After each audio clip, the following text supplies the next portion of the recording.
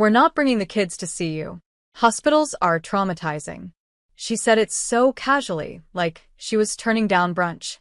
It took me a second to realize I was still alive, still conscious, still clinging to the edge of recovery when my son's wife, Madison, said those words over speakerphone. Then I heard my son's voice, Eric, in the background.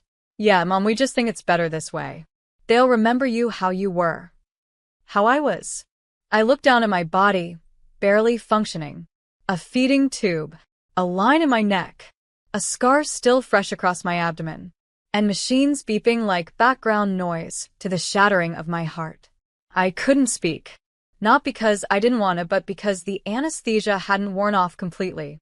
My jaw was slack, my body weak, but I heard every word, and they knew that.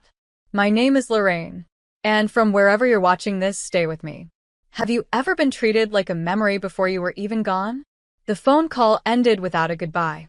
I blinked, slow and heavy, unable to process the cold finality in my own son's voice. I wasn't even asking for much. I didn't expect balloons or a prayer circle. Just to see my grandkids. Just to feel like my life was still real to someone outside these four walls. The nurse came in right as the tears rolled silently. She didn't ask what happened. She just wiped them gently and whispered, "They don't deserve you." I wanted to believe her, but in that moment it felt like no one did. For weeks, I stared at the ceiling, trying to remember what I'd done wrong. Had I loved him too much? Too little? Was I too present? Or not enough? I remembered birthdays. Every single one. I remembered staying up all night with him when he had the flu. I remembered cashing out my retirement to help with their down payment. And now, they couldn't even bring the kids to say hello. They had already buried me, just not officially. I left the hospital after 11 weeks. No welcome home banners. No calls. No casseroles. Just silence. But sometimes silence is a gift. Because in it, you find the truth. You owe no one a second chance to discard you twice. Over the next few months, I didn't chase. I didn't beg to be included. I focused on getting stronger.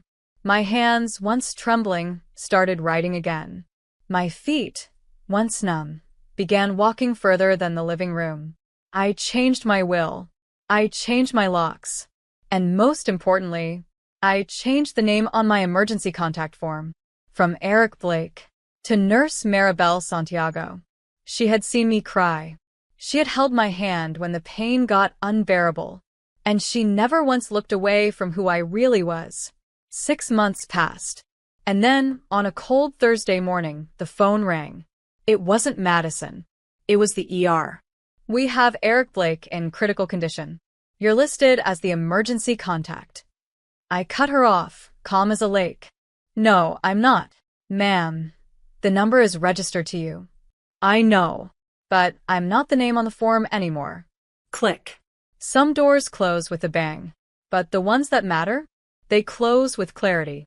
That night, I made tea the way I always did, slow, methodical, with a hint of lavender. No shaking hands. No tears. Just silence, warm and steady. The kind of silence that used to terrify me when the house was full of noise and people and obligations. Now, it felt like peace. Because for once in my life, I didn't feel guilty for letting go. I didn't call back. Didn't follow up. Didn't even check the hospital's website to see if my son was okay. I knew that sounded cold, but let me ask you something. Where were they when I was hooked up to machines, unable to speak, praying for one familiar face to walk in? Where were they when the doctors said, I almost didn't make it? They were home. Spending the money I helped them save. Smiling in photos I wasn't invited to. Teaching my grandchildren I was too sick to visit, instead of teaching them what loyalty looks like. So no, I didn't return the call. I went for a walk. And as the wind hit my face, I felt alive in a way I hadn't in years. The next day, Nurse Maribel texted me. You okay? Heard from County R that they called you by mistake. I'm more than okay, I wrote back. I'm free. 2 days later, the knock came. I opened the door. And there stood Madison. No makeup. Eyes red. Clothes wrinkled like she'd slept in the car. She didn't even say hello. "He's in surgery again," she blurted. "They said you were listed as the emergency contact, but then you hung up." I didn't invite her in. Yes. I hung up. She blinked, like it was news that her actions had consequences. Why? "He's your son.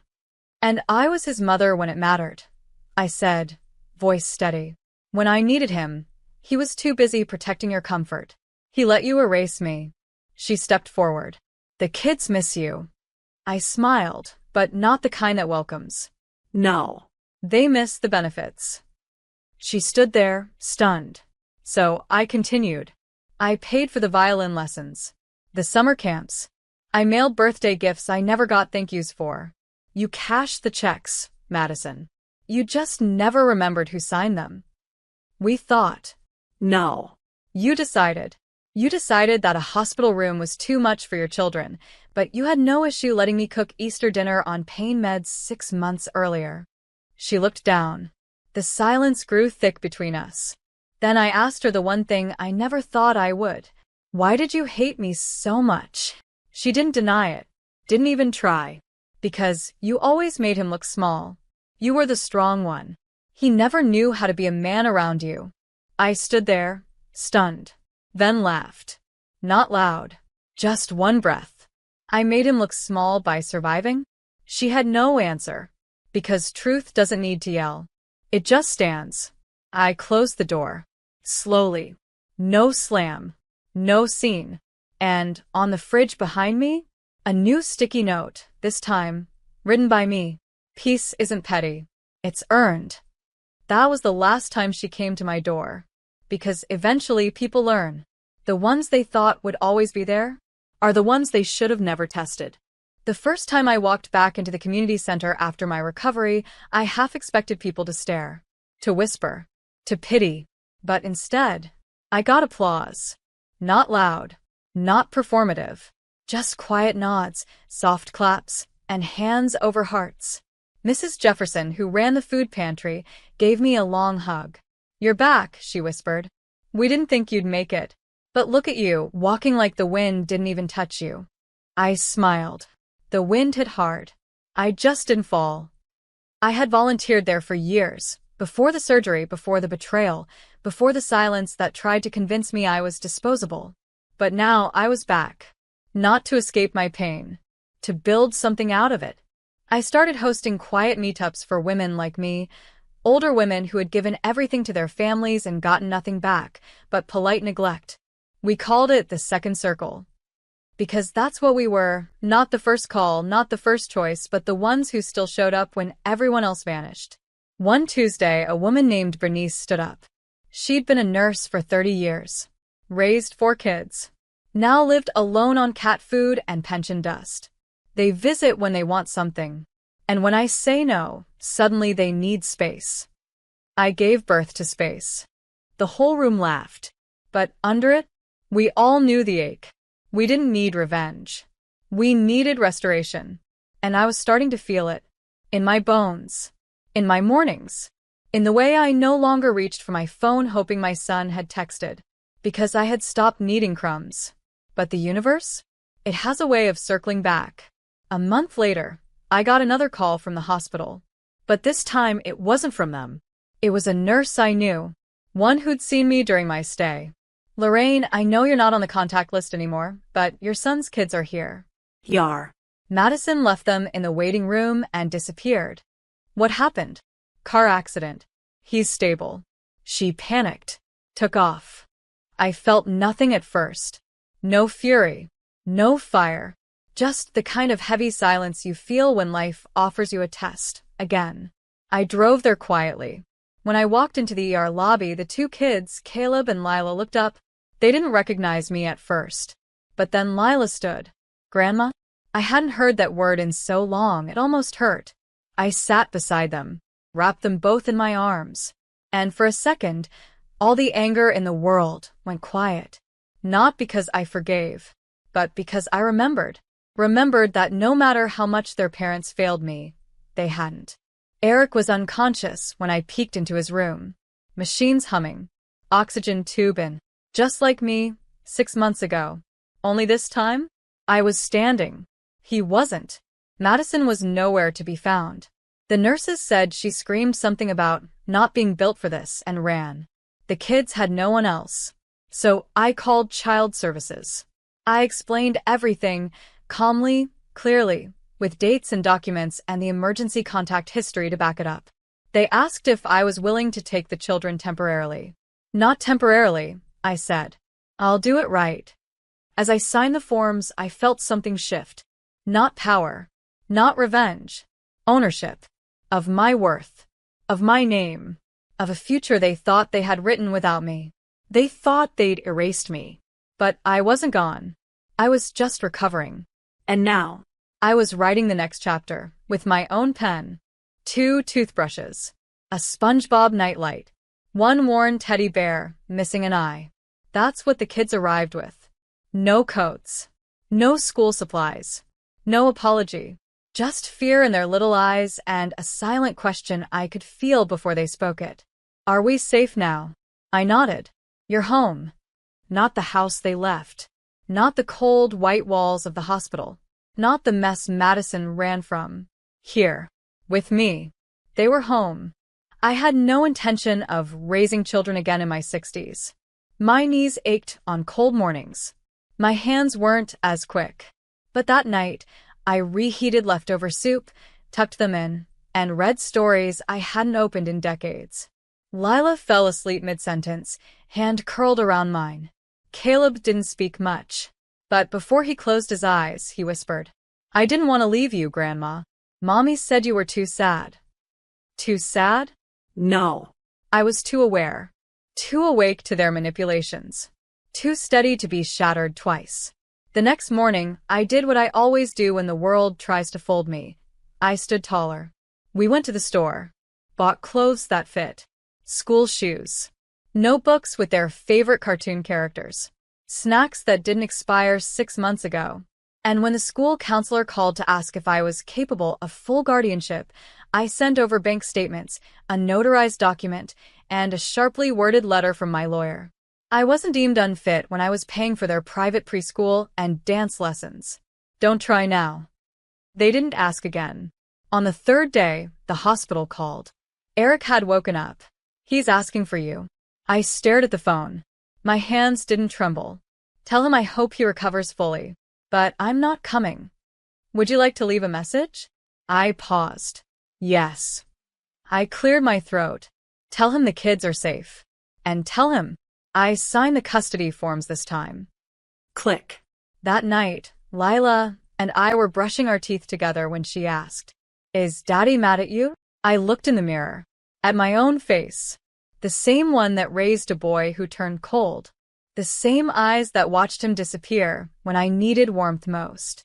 I don't think he knows how to be mad at the right people, I said. But maybe one day he'll learn. She rinsed her mouth and said, He should be mad at Mommy. She threw away my birthday card from you. I froze. What? I saw it in the trash. The one with the butterfly sticker. You always do that. I did. Every single year. And every single year, they told me.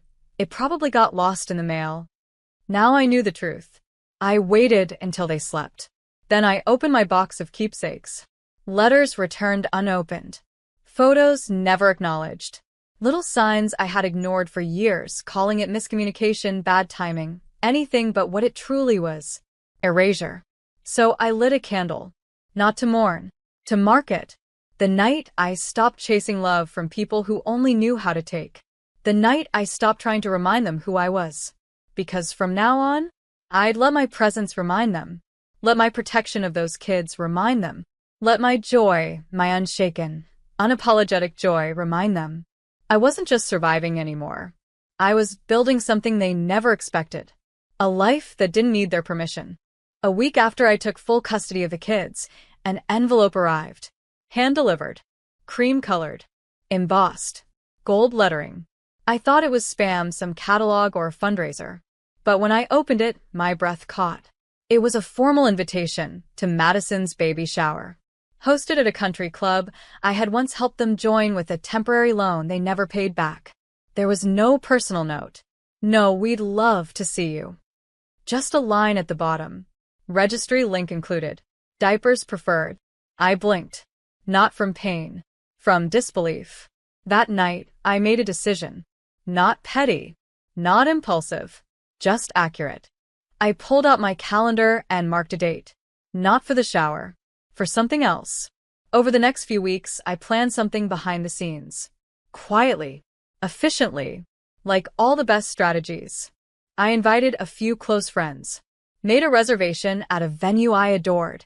The art museum downtown. The one they never wanted to visit because culture doesn't make money. I ordered cupcakes with butterfly toppers. Just like the stickers Madison used to throw in the trash. I didn't plan a party. I planned a reveal. When the day came, I dressed in a navy suit I hadn't worn since before the surgery. Strong lines. Clean buttons. Not glamorous. Just powerful. Caleb and Lila walked in wearing matching cardigans. They looked safe. Not guarded. Not unsure. Just like kids again. The room had photographers. Local press. A few city officials. Why? Because that week, I had officially launched the Second Circle Foundation for women over 55 who had been financially used, emotionally neglected, or abandoned by their adult children. We provided legal aid, housing, mental health resources, and free childcare, because guess who always gets stuck raising the next generation? At the podium, I cleared my throat and said, some of us were told we were too old, too emotional, too irrelevant. But we were never too late. We were simply on time for something different. And to the ones who left us behind, may you remember, one day, that the woman you dismissed is the reason your children still have a soft place to land. People clapped. Lila clapped loudest. Madison found out 2 days later. How? The press release. The full-page article in the Sunday paper. Headline: ICU survivor builds network for forgotten mothers. Her text came fast. Wow. You really made yourself the victim, huh? I didn't reply. Then another. Eric wants to see the kids. You don't get to cut us out. This time, I answered. You cut yourselves out. I just stopped handing you scissors. The next morning, I received an email from a lawyer. Eric had filed for partial custody. Not for love. For control. He wanted to reassert himself now that I had built something solid. Now that my name was back in the public eye, and not as a sick old woman but as a leader. What he didn't know. I had receipts.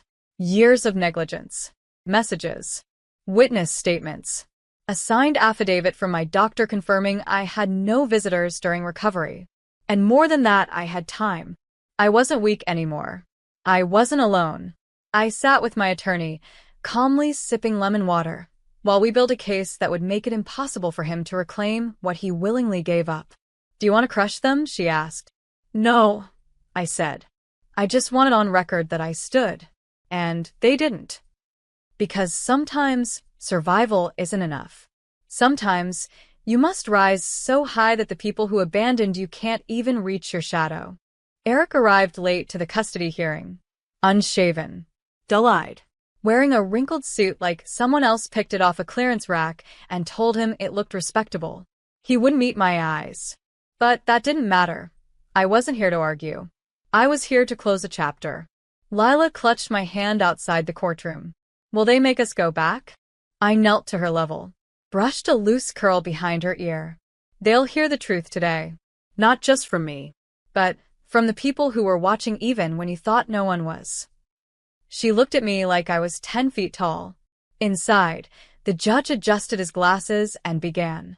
Eric's lawyer tried to paint a narrative, emotional decisions, temporary stress, a father eager to reconnect. But when it was my turn, I didn't raise my voice. I just submitted the documents. The emergency contact form signed months before. The proof Madison fled the ER leaving minors unattended. The school counselor's note about neglect. And finally, a video. Lila's birthday. Last year. The one where Madison laughed off a request to call Grandma. Lila had recorded it. She's not coming. She never does, Madison said with a shrug. Grandma lives in the past. Then the video showed Lila quietly opening the card I'd sent. The one with the butterfly sticker. The one Madison ripped up 5 seconds later. The judge's eyes hardened. That was not the behavior of someone with a child's best interests at heart. Eric tried to speak. Choked up. Looked at me like I was the traitor. But I stayed calm. You weren't absent because you were sick. Or struggling. You were absent because you chose not to show up, over and over. That's not parenting. That's pattern. He said nothing. Because truth doesn't beg to be heard. It stands. The final ruling was short. Full permanent guardianship awarded to Lorraine Green. Visitation only with court approval and professional supervision. Case closed. Case closed. But that wasn't the most powerful part. As we stood to leave, Eric mumbled, almost under his breath, but just loud enough. You really think they'll love you more? I didn't turn around. I just said, No. But they'll feel safe with me. And that's better than love built on fear. Outside, reporters were waiting. Somehow, the press had picked up the foundation story and tied it to the hearing. I didn't stop to give statements. But one reporter asked as I walked past, what would you say to mothers who feel forgotten by the children they raised? I paused, looked straight into the camera. Don't beg for a seat at a table that collapses without you. Build your own. That night, I didn't celebrate. I cooked grilled cheese and tomato soup. Caleb did his homework at the table. Lila drew a butterfly and taped it to the fridge. It said, Grandma's house equals home. I cried in the hallway, but not from sadness. From the kind of peace that only comes when you've finally broken a generational chain. Eric didn't call again. Neither did Madison. They disappeared the way people do, when shame outpaces pride. But I wasn't waiting for an apology. I had the kids. I had my purpose. And I had something no court or contract could measure. The quiet triumph of being trusted again. The first time Lila called me Mom by accident, we were in line at the grocery store. She froze, eyes wide, embarrassed. I'm sorry, I didn't mean. I squeezed her hand. It's okay, sweetheart. I heard what you meant, and I meant it, because by then, she was my daughter in every way that mattered. That weekend, Caleb brought home a family tree project. He laid it out on the kitchen table, crayons and glue scattered everywhere. Do I put Dad's name here? He asked, pointing to the top branch. I hesitated, then said, that's up to you. But why don't we add the people who show up? He nodded slowly and wrote, Lorraine, right at the root. A few months later, we had our first proper vacation, just the three of us. A cabin near a lake. No phones. No noise. Just board games, campfires, and laughter I hadn't heard in years. At night, I'd sit on the porch while they slept, watching stars. And every time I exhaled, it felt like letting go of years of disappointment, breath by breath. Not because it didn't hurt anymore, but because the healing was louder. Then came the email. From a private prep school I couldn't afford when Eric was young. They'd seen the article about the foundation, about my story. They were offering both Caleb and Lila full scholarships. We believe in second circles, the principal wrote. I read it 3 times. And then just whispered, God, you don't miss a beat, do you? At orientation, other parents stared. Older woman. 2 young kids. People assumed. Whispered. Judged.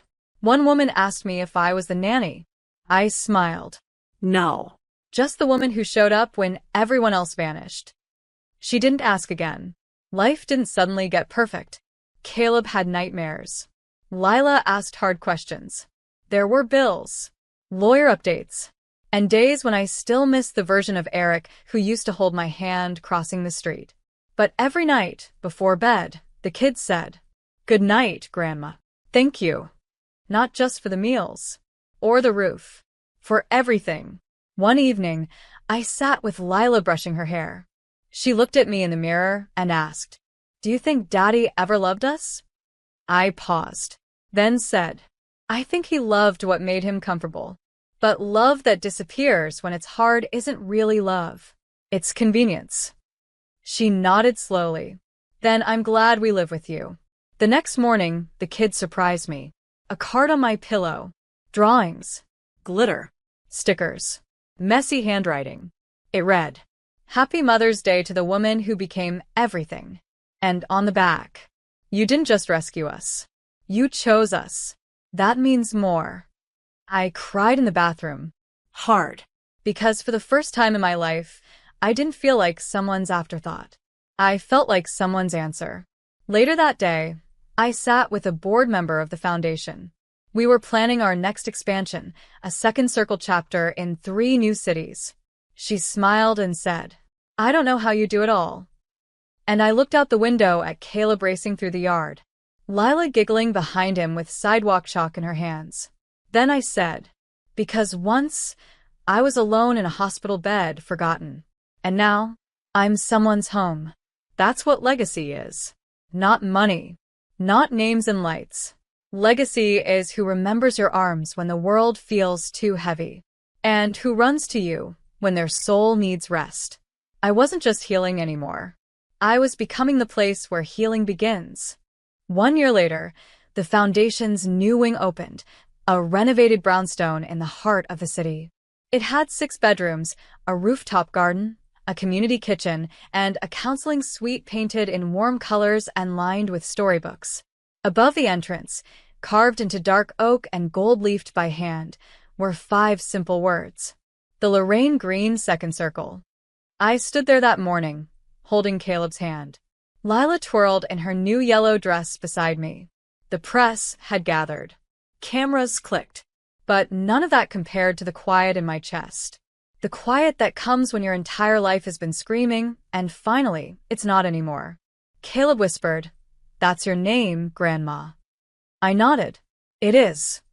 He asked, "How does it feel?" I smiled. Like I didn't just survive the fire. I rebuilt the house. Inside, women found comfort. Grandmothers, aunties, caretakers. So many who were left behind by the people they raised, now raising something new. I wasn't the only one. One woman, Miriam, said, "They stopped calling me Mom, so I called myself whole." Another, Sandra. I kept giving them chances until I realized I was handing over pieces of myself. We weren't bitter. We were brilliant. We weren't angry. We were awakened. One afternoon, I got a call from a number I hadn't saved. It was Eric. "I saw the article," he said, voice quieter than I remembered. "Good. The kids look happy." "They are." Silence. "Do they ask about me?" I told the truth. Sometimes. I never lie to them. I just remind them who stayed. He didn't argue. "Just one last question. Is there any space left for me?" I took a breath and said, "Not at this table. But I hope one day you build your own and treat people better at it than you did at mine." Then I hung up. Weeks passed. The foundation thrived. One day, Caleb stood in front of his class and gave a presentation. Topic: My hero. He didn't choose a firefighter or a superhero. He pointed at me. My grandma saved me twice. First when I was born. Second when I needed someone to believe in me again. The teacher teared up. I did too, because that was the kind of story I had once begged to be a part of, and now I was the whole chapter. Lila drew me a portrait for my birthday. A woman with silver hair and a golden crown, but instead of jewels, the crown had keys. "Why keys?" I asked. "Because you unlocked everything," she said. I used to sit in the dark waiting for a phone call, a text, a knock at the door from the family I sacrificed everything for. But now? I sit in a sunlit room where women laugh, where children play, where peace lives and doesn't feel borrowed. They once left me in silence, forgotten in a sterile hospital, erased from the pages I helped write. But I rose. I redefined what family meant. And now, when people walk through those doors, they don't see a victim. They see a woman who refused to disappear. A woman who wrote her own ending and made it a beginning for others.